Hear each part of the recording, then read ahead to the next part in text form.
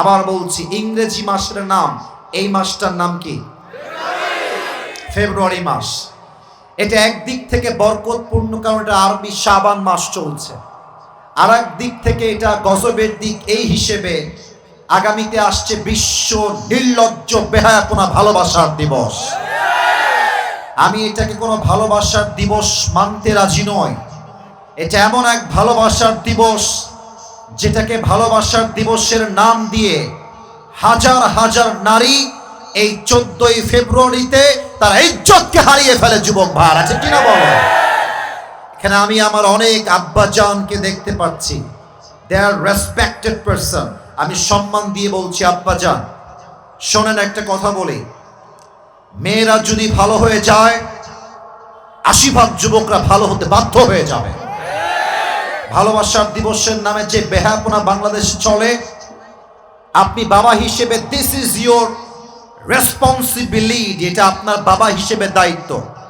আপনি একজন ভাই, ভাই হিসেবে দিস ইজ ইয়োর রেসপন্সিবিলিটি, এটা আপনার দায়িত্ব।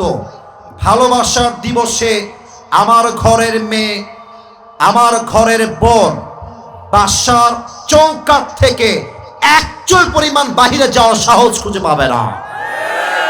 সেই দিন private coaching, school, college, university সব বন্ধ থাকবে। আমার কথা একটা, আমি যদি আমার বউকে কন্ট্রোল করতে পারি, আমি যদি আমার বোনকে কন্ট্রোল করতে পারি, আমি যদি আমার মেয়েকে কন্ট্রোল করতে পারি, আমার ঘরের মেয়ে বাহিরে গিয়ে নির্লজ্জ বেহায়াপনা দিবস পালন করতে পারবে না। ঠিক কিনা বলে? এক নাম্বার কথা সবার জন্য ওপেন ডিক্লেয়ার, এটা ভালোবাসার দিবস নয়, এটা বিশ্ব বেহায়াপনার দিবস। নাম্বার টু, অনেক মায়েরা এসেছেন বলে আমাকে আমার কমিটিরা ইনফর্ম করেছে আজকে এই দিনের মাহফিলে। আমি প্রত্যেকটা ওই মেয়েকে বলবো যে মেয়ের বয়ফ্রেন্ড আছে, উইথ ডিউ রেসপেক্ট, সম্মান দিয়ে বলছি, কলিজার টুকরা প্রিয় বোন, আপনি যে আপনার বয়ফ্রেন্ডের সঙ্গে ভালোবাসার দিবসে যশোরের শহরে গিয়ে নষ্টামি করবেন, হোটেলে থাকবেন, নিজের ইজ্জত বিলীন করবেন, কথা খুবই তিতা শুনতে আমি জানি, but I am forced to talk like this. আমি বলতে বাধ্য হচ্ছি। আমি সেই বোনকে বলবো যেই বোন তার ইজ্জতটা এত সহজে বিলীন করছেন, মাথায় রাখবেন আপনার সঙ্গে আপনার বয়ফ্রেন্ডের বিয়ে হবে না, এবং যেই যুবকের বিয়ে আপনার সঙ্গে হবে, আপনার সতীত্ব যেহেতু আপনি বিয়ের আগেই হারিয়ে ফেললেন, আপনার মতো মেয়ের কপাল কখনো জুটবে না যুবক ভাইরা। এবং আপনার মতো নির্লজ্জ বেহায়াপনার দিবস পালনকারিণী মেয়ের কপালে ইসমাইলের মতো সন্তান কখনো জন্মগ্রহণ করবে না। আল্লাহ আমার প্রিয় বোনদেরকে বোঝার তৌফিক দান করুক। জবান খুলে সকলে পড়া আমিন। এত আস্তে কেন বলেন সবাই? জবান খুলে আমিন। আল্লাহ এই ভালোবাসার নামে নির্লজ্জ বেহায়াপনার দিবস থেকে এই জাতিকে হেফাজত করুক। পড়েন সবাই আমিন। এবার আমি সবাইকে জিজ্ঞেস করতে চাই, আপনাদের বউ আছে কার কার? একটু হাত তুলুন তো। বউ আছে? বউ আছে, মাশাআল্লাহ। আচ্ছা, আপনারা হাত নামান। এবার বউ নাই কার কার? তারা একটু হাত তুলেন। বউ নাই, বউ নাই। ইন্না লিল্লাহ। আপনাদের কারো বউ নাই? আহা, হাত নামান, হাত নামান। আল্লাহ সবাইকে দিনদার নেককার বউ দিয়ে দিক। পড়েন সবাই জবান খুলে আমিন। মুরব্বীরা এখন হাসবেন না, আমি দুই একটা কথা বলছি। অলরেডি মুরব্বীরা হাসাহাসি শুরু করেছেন। আমি একটু কথা বলি আব্বাজান, আপনারা আমার কথা না হেসে একটু বুঝবেন।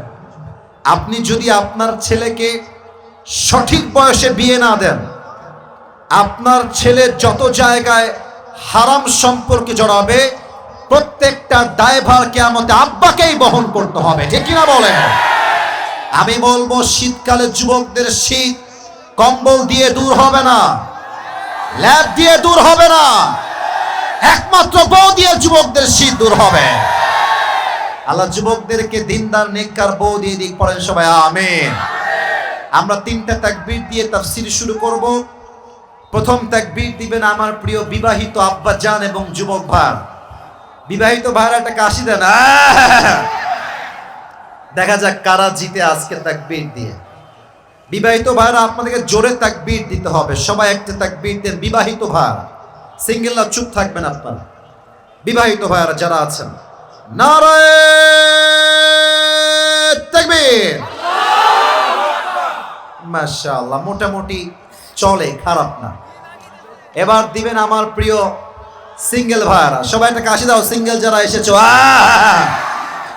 দেখা যাক কারা জিতে। আমি কোনো নাম্বার দিব না, আমার এখানে মাহফিলে অনেক মান্যগণ্য ব্যক্তিরা আছেন, তারাই নাম্বার দিবেন। সিঙ্গেল ভাইরা তাকবীর দিবেন, বিবাহিত ভাইরা চুপচাপ থাকবেন।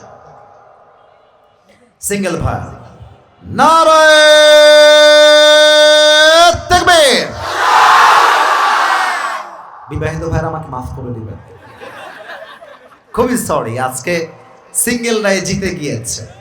এবার আমরা সবাই মিলে তাকবীর দিব এমন জোরে যে তাকবীরের ঠেলায় আসিফ হুজুর স্টেজ ভেঙে উল্টে নিচের দিকে পড়ে যাবে। দেখা যাক কত জোরে আপনারা তাকবীর দিতে পারেন। ওদিকে হাজার হাজার শত শত যুবক দাঁড়িয়ে আছে, সবাই একটা কাশি দেন।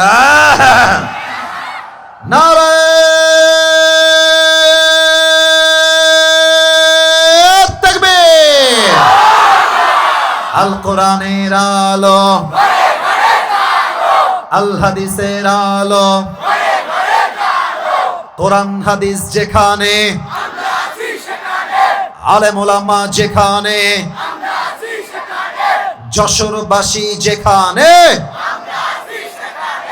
আল্লাহ রাব্বুল আলামিন যেন কবুল করে। পড়েন সবাই আমিন। লাস্ট কথা, যদি ওয়াজের মাঝ থেকে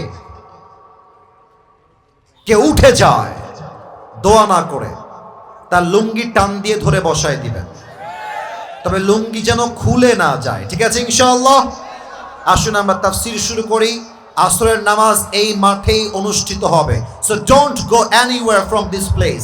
এই জায়গা, এই যে সোনামণি, ওই যে ছোট্ট একটা বাচ্চা কই যায়, বসায় দাও, বসায় দাও। সবাই দিকে তাকান, তাকবীর দেন সবাই, নারায়ে তাকবীর। আজ যে অল্প সময় আমরা পেয়েছি, এই অল্প সময়ে আমরা ছোট্ট একটা সূরার তাফসীর পেশ করব। সূরাটার নাম হচ্ছে সূরাতুদ দুহা। আমার যশোরের কেশবপুরের মুরব্বী আব্বাজান, যুবক ভাই, তোমরা বামে অনেক যুবক আছো, ডানে অনেক যুবক আছো, আমি সবার থেকে উত্তর চাই। সূরাটার নাম হচ্ছে সূরাতুদ দুহা। বলেন সবাই, সূরাটার নাম কি? দুহা। এটা 30 পারায় অবস্থিত। এই সূরার আয়াত সংখ্যা হচ্ছে মোট 11টা, এবং এই সূরাকে মাক্কি চ্যাপ্টারে নাজিল করেছে একজন। আওয়াজ দিয়ে বলেন সবাই, তিনি কে? বলেন তো আপনারা সবাই, আগামীর বাংলাদেশকে ইসলামের বাংলাদেশ দেখতে আমরা সবাই চাই কি চাই না? মাঝে মাঝে আমাদের কাছে কল রেকর্ড পাঠানো হচ্ছে, একজন বলছেন চট করে এসে ঢুকে ক্ষমতার চেয়ারে বসে যাবেন। আমরা একটা কথা বলতে চাই, শহীদ আবু সাইদ জীবন দিয়েছে, শহীদ মুগ্ধ জীবন দিয়েছে। এই বাংলার মাটিতে আগামীতে আবার স্বৈরাচার আসবে, এটা চুল পরিমাণ বরদাস্ত করে নেওয়া যাবে না, ঠিক কিনা বলেন? এই সূরার এই আমাকে লেট মি ফিনিশ, আমাকে কথা বলতে দেন। এই সূরার তাফসীর যদি আপনি জেনে যান, আপনার লাভ হবে 2টা। বলেন সবাই, লাভ হবে কয়টা?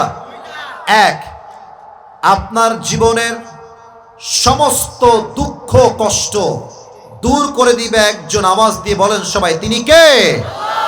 2 নাম্বার, এই সূরার তাফসীর যে জানবে, দুনিয়ার প্রতি এই যে এতটা মায়া, ভালোবাসা, অভিযোগ, আমার এইটা লাগবে, ওইটা নাই, এইটা চাই, ওইটা চাই, এইটা চাই, ওইটা চাই, এই তাফসীর জানলে আপনার জীবনের সমস্ত চাহিদা 100 ভাগ থেকে 10 ভাগে নেমে আসবে। সুবহানাল্লাহ পড়বেন না আপনারা সবাই?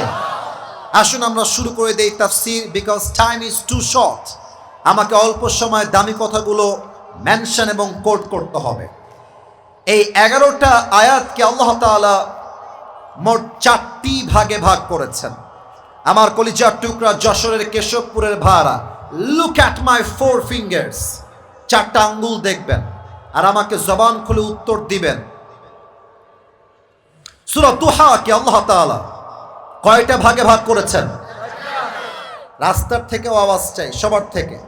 সূরা দুহা কে আল্লাহ কয়টা ভাগে ভাগ করেছেন? 4টা। প্রথম 2 আয়াত কসম, দ্বিতীয় 3 আয়াত যখন বান্দা এটা ভাবে যে আল্লাহ মনে হয় আমাকে ভালোবাসে না, আল্লাহ মনে হয় আমাকে ভুলে গেছে, এই চিন্তা বান্দার মন থেকে আল্লাহ দূর করেছেন।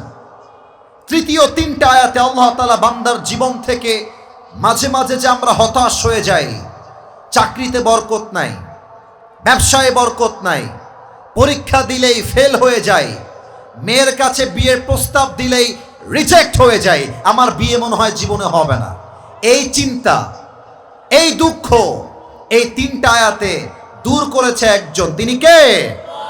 এবং সর্বশেষ 3টা আয়াত হচ্ছে এমন 3টা আয়াত যেখানে আল্লাহ রাব্বুল আলামিন আমাদের সবাইকে 3টা আমল শিখিয়েছেন। এই 3টা আমল যেই বান্দা করবে, এইটা জাস্ট দুনিয়াতেই থাকবে না, মারা যাওয়ার পরে এই আমলগুলো তার কবরের সাথী হয়ে যাবে। সুবহানাল্লাহ পড়েন সবাই। আসুন আমরা শুরু করছি। আল্লাহ রাব্বুল আলামিন বলছেন, বান্দা শোনো শোনো, ওয়াদ-দুহা ওয়াল-লাইলি ইযা সাজা।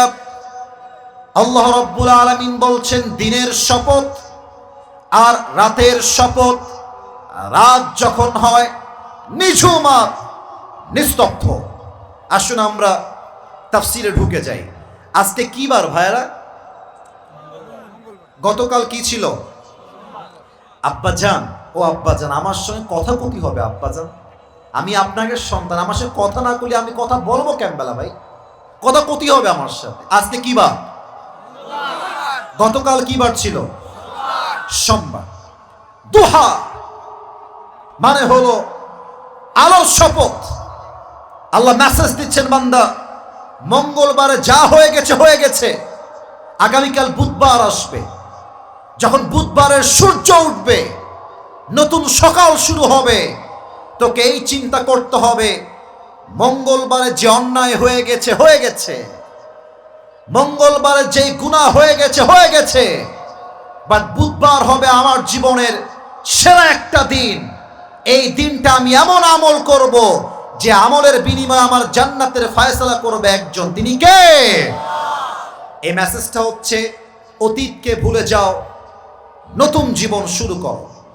একটা প্রশ্ন করব সবাইকে, মুরব্বীরাও পারবেন, যুবকরা তো পারবেন ইনশাআল্লাহ। পাকিস্তান নাম তো শুনেছেন সবাই? পাকিস্তানের নাম শুনছেন না আপনারা সবাই?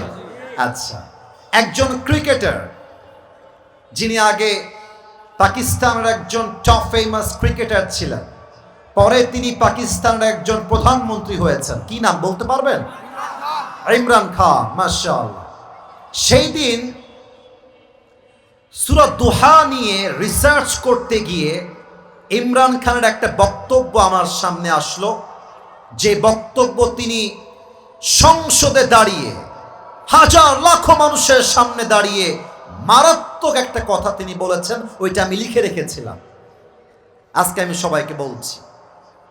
আমার জীবনটা হয়তো বা আগে 60 ভাগ সুন্দর ছিল, বাট এই কথা এবং এই আয়াত আমি আপনাকে বলছি আব্বাজান, আমি বলছি যুবক ভাইদেরকে, যুবক ভাইয়েরা, এই একটা শব্দের আয়াত আমার জীবন এখন আমি বলতে পারবো আমল করার জন্য 100তে 100 ভাগ সুন্দর হয়ে গিয়েছে। সুবহানাল্লাহ পড়বেন না আপনারা?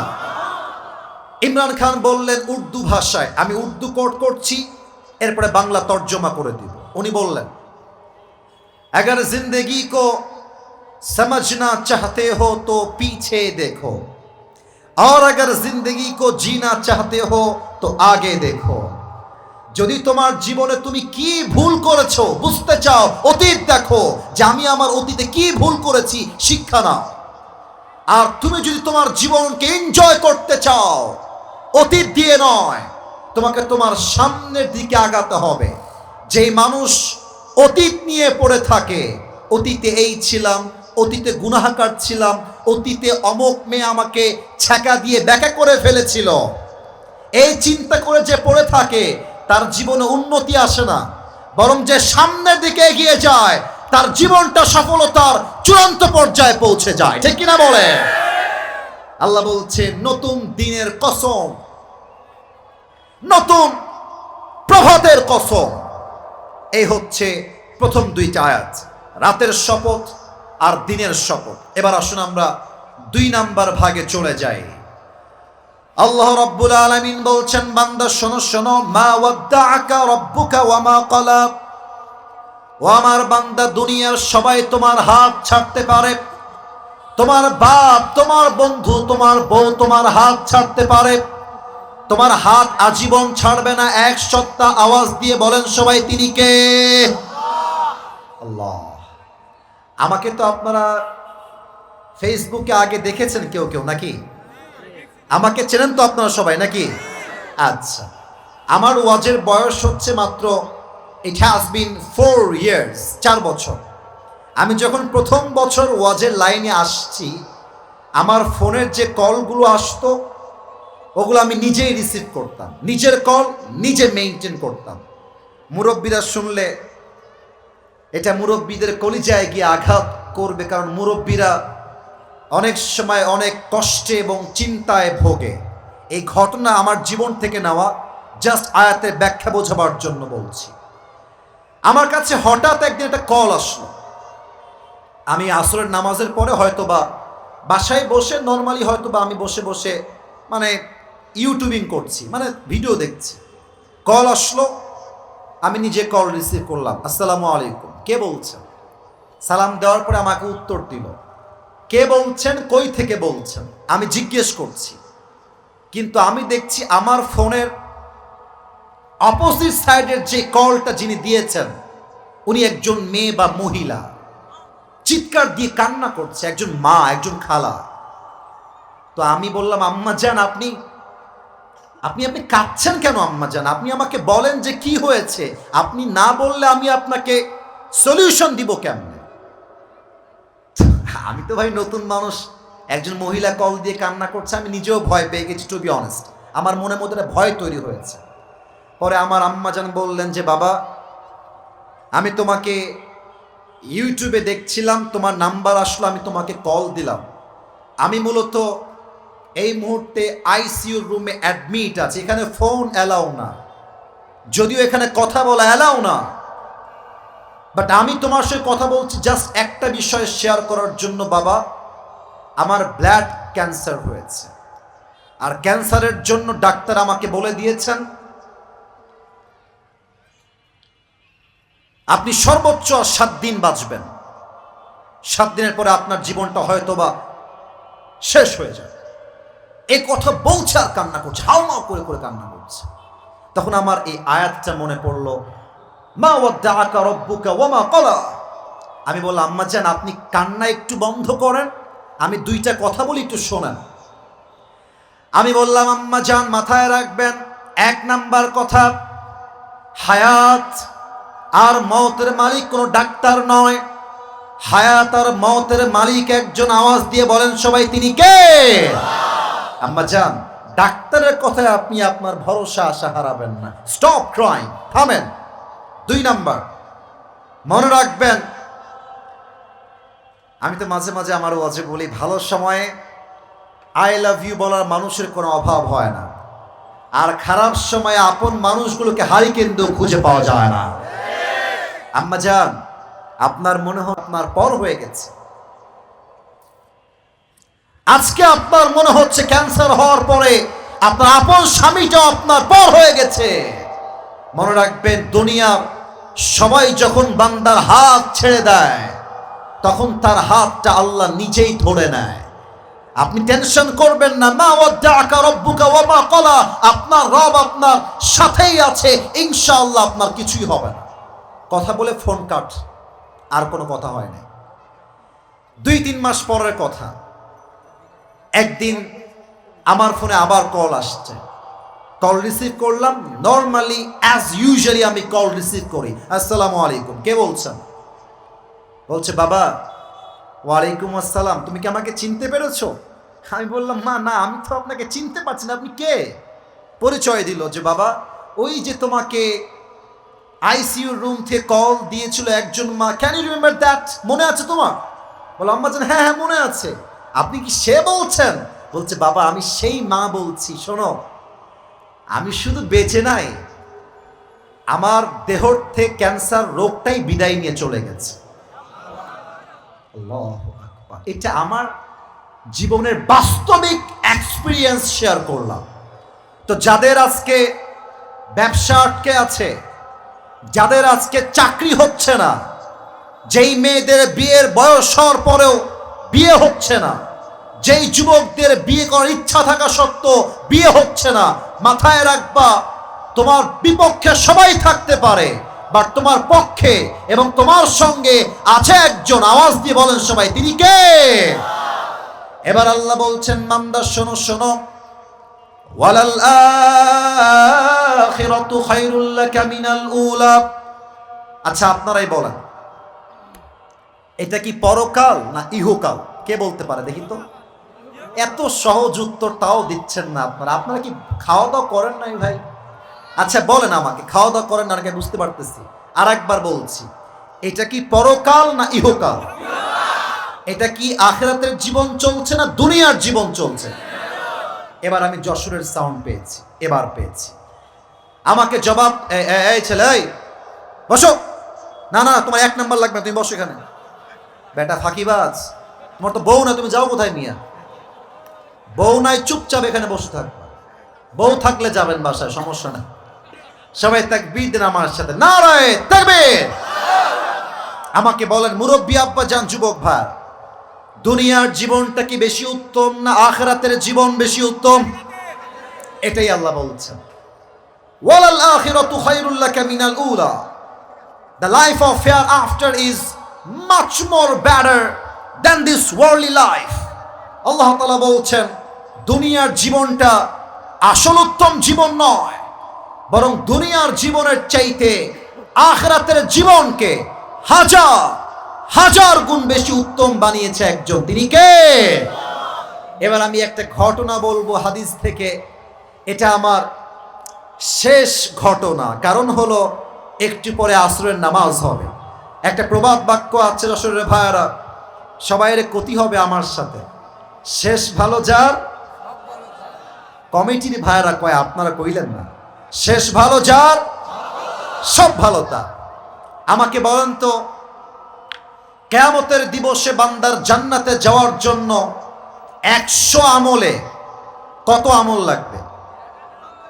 51। কে বলছে 51? একটু হাত তুলো তো। 51 কে বলছো? কি নাম তোমার ভাই? মাশাআল্লাহ, সে বলেছে 100-তে 51। That is the right answer. এবার সবাই উত্তর দিবেন। পরকালে জান্নাত পাওয়ার জন্য বান্দার আমল নামায় 100-তে কত পাওয়া লাগবে? 51। একজন বান্দা কিয়ামতের দিন দাঁড়াবে, এটা বড় মর্মান্তিক হাদিস, আজীব এক ঘটনা। ওই বান্দার আমল নামা দুইটাই সমান সমান হয়ে যাবে। এদিকে তাকাও, আমার দিকে তাকাও। হাসি না, খবরদার, তোমরা ফালতু ভেবো না আমাকে। মজার সময় মজা, সিরিয়াস পরে সিরিয়াস হবা। এখানে মিডিয়ার লোকরা আছে, কোনো অভদ্রতা চলবে না এখানে। কথা বলছি তাফসীর থেকে, প্রত্যেকটা কথা এখান থেকে নয়, কলিজার থেকে শুনতে হবে সবাইকে, ঠিক কিনা বলেন? এখন এই মজার মুডে চুল পরিমাণ নেই, মজার মুডে কথা শোনেন। শেষ কথা, দোয়া করব, ভালোবাসা নিয়ে এসেছি, ভালোবাসা নিয়ে বিদায় নেব। একজন বান্দা দাঁড়াবে যা আমল নামা দুইটা বরাবর সমান সমান হয়ে যাবে। এই হাদিসটা আমি প্রথমে নিচে পড়ি নাই, আমি এটা শুনেছিলাম পাকিস্তানের একজন টপ ফেমাস স্কলার, তার নাম হলো মাওলানা তারিক জামিল। আমার একজন কলিজার মানুষ, বড্ড ভালোবাসি মানুষটাকে আমি। ভাষা উর্দু, তবে যে মানুষ এখানে উর্দু বোঝেন, হিন্দি বুঝেন, ওনার ওয়াজ আপনি শুনবেন। আমি আসিফ আপনাকে বলছি, তার ওয়াজ 80 আপনাকে আল্লাহর রাস্তায় ফিরায় নিয়ে আসবে ইনশাআল্লাহ। বলেন সবাই ইনশাআল্লাহ। তো উনি বললেন, एक बंदा क़यामत के दिन खड़ा हो जाएगा और अल्लाह कहेगा कि उसकी अमलनामा ओज़न दिया जाए, और जब अमलनामा ओज़न दिया जाएगा तो दोनों अमल यूं बराबर हो जाएगा। দুইটা আমল সমান সমান। যশোরের ভাইয়ারা, আপনারাই বলেছিলেন জান্নাতে যাওয়ার জন্য উই নিড 50 অন ইন 100, 100তে লাগবে 51। এখন এই বান্দার আমল নামা দুইটাই সমান, 50-50। যদি যশোরের মানুষের বুদ্ধি থাকে উত্তর দেন, এই বান্দার জান্নাতে যাওয়ার জন্য আর মাত্র আমল লাগে কয়টা? তো ভয় পান কেন? কোন সবাই কয়টা? ওই বান্দা বলবে আমার কোনো টেনশন নাই,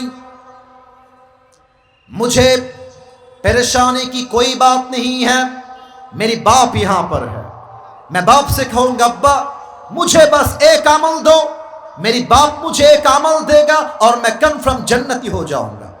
যুবক বলবে আরে আমার কোনো টেনশন নাই। বাপকে বলবো আব্বা তোমার ছেলে আমি একটা আমল দিলেই জান্নাতি, আমাকে একটা আমল দান করো। আব্বা দিবে, আমি জান্নাতি হয়ে যাব। বাবার কাছে যাও, अब्बा मैं तुम्हारी बेटा हूं, मुझे जन्नत में जाने के लिए बस एक अमल की जरूरत है। अब्बा তোমার ছেলে জান্নাতি হবে, একটা আমল লাগবে। আব্বা দাও, আমাকে একটা আমল দাও। বাপ বলবে कौन है तुम्हारी बाप, কে তোমার বাপ, বের হও। কিসের বাবা? मेरा तो बीवी नहीं था, लड़का कहां से आएगा? আমার তো বউ ছিল না দুনিয়ার বুকে, সন্তান আসবে কই থেকে? উখরুজ উখরুজ, বের হয়ে যাও। যুবকটা বলবে আব্বা আমি তোমার ছেলে, একটা আমল আমাকে তুমি দিবা না আব্বা আজকে? আব্বা বলবে বের হয়ে যাও। যুবকটা বের হয়ে আসবে, মায়ের কাছে আসবে, আম্মা তোমার ছেলের একটা আমল লাগবে মা, তুমি আমাকে অস্বীকার করো না মা, আমাকে একটা আমল দাও, मैं जन्नती हो जाऊंगा। মা তুমি আমাকে একটা আমল দিলে আমি তোমার সন্তান জান্নাতি হয়ে যাব। এবার মা ডাক দিয়ে বলবে कौन है तुम्हारी माँ, मैं तुम्हारी माँ नहीं हूं, मेरी तो दुनिया में शौहर ही नहीं था, बेटा कहां से आएगा? আর আমার তো স্বামীই নাই, আমার পুত্র সন্তান আসবে কই থেকে? উখরুজ উখরুজ, বের হয়ে যাও।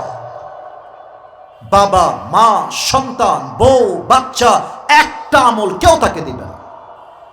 এবার আমাকে একটু দেখবেন সবাই, আমাকে দেখার জন্য বলছি না, হাদিসটা প্র্যাকটিক্যালি বোঝাবো, তাই সবাইকে বললাম যারা ওদিকে তাকিয়ে আছেন আমার দিকে, look at my body, look at my face, সবাই আমার দিকে কনসেন্ট্রেট কর। ওই যুবকটা কিয়ামতের দিনে একটা আমলের জন্য অস্থির হয়ে যাবে, পাগল হয়ে যাবে। ডান হাঁটু বাম হাঁটু এই দুইটা এই বুক বরাবর নিয়ে আসবে, বাচ্চাদের জাস্ট লাইক এ বেবি, ছোট্ট শিশুর মতো দুই হাত এমনে দিবে, এইভাবে দিয়ে মাথা নিচু করে দুই চোখের পানি ছেড়ে কান্না করবে, জাস্ট ফর অন দিস, একটা আমলের জন্য। মাওলানা তারিক জামিল বললেন একজন যুবক তার কাছে আসবে, এসে বলবে আরে ভাই तुम इतनी परेशान क्यों हो, तुम क्यों रो रहे हो, तुम्हें क्या चाहिए मुझे बताओ, मैं तुम्हारी मदद कर भी सकता हूं। এই ভাই কাঁদছো কেন, কি লাগবে আমাকে বলো, আমি হয়তো তোমার সহযোগিতার জন্য হাত বাড়াতে পারি।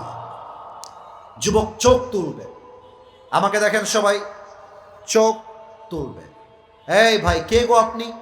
আরে জানতো মিয়া, বাপ চিনছে না, মা চিনছে না, বউ চিনছে না, আমার রক্তের ছেলে আমাকে চিনছে না, আপনি কোথাকার কে, আপনি বের হয়ে যান, আপনি আমার কোনো হেল্প করতে পারবেন না। যুবক বলে ভাই বলেন না কি লাগবে আপনার, আপনি আমাকে বলেন না।